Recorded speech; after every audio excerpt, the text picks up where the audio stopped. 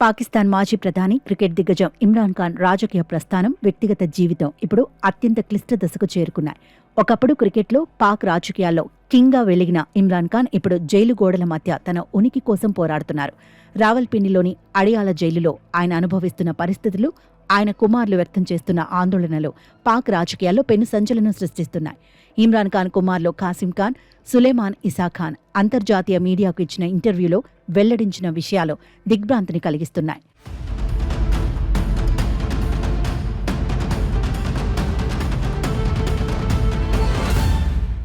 గత 2 ఏళ్లుగా ఇమ్రాన్ను బయటి ప్రపంచంతో సంబంధం లేకుండా ఒక చిన్న సెల్లో బంధించారని ఇమ్రాన్ కుమారులు ఆరోపించారు. తాగటానికి అపరిశుభ్రమైన నీరు ఇస్తున్నారని, ఆయన చుట్టూ అనారోగ్యంతో ఉన్న ఖైదీలను ఉంచారని పేర్కొన్నారు. జైలు గార్డులు కూడా ఆయనతో మాట్లాడకూడదని ఆంక్షలు విధించారని, ఇదొక రకమైన సైకలాజికల్ టార్చర్ అని వారు ఆవేదన వ్యక్తం చేశారు. తమ తండ్రిని మళ్లీ సజీవంగా చూస్తామో లేదో అనే భయాన్ని వారు వెలిబుచ్చారు.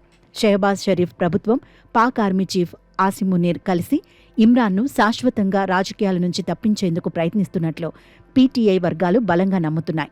ఇప్పటికే అవినీతి కేసుల్లో శిక్ష అనుభవిస్తున్న ఖాన్పై ఇప్పుడు కొత్తగా దేశద్రోహం కేసులు మోపేందుకు ప్రభుత్వం యోచిస్తోంది.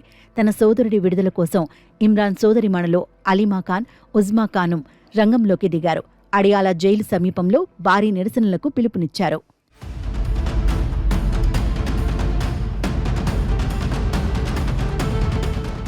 ఇమ్రాన్ ఖాన్ నిర్బంధంపై ప్రపంచ దేశాలు భిన్నంగా స్పందిస్తున్నాయి. ఐక్యరాజ్య సమితి దీనిని దీర్ఘకాలిక ఒంటరి నిర్బంధం, మానవ హక్కుల ఉల్లంఘన అని పేర్కొంది.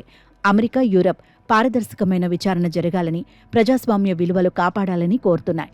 భారత్ మాత్రం ఇమ్రాన్ ఖాన్ అరెస్టుపై భారత్ నేరుగా స్పందించలేదు. దీనిని పాకిస్తాన్ అంతర్గత వ్యవహారంగా, రాజకీయ సంక్షోభంగా మాత్రమే పరిగణిస్తోంది.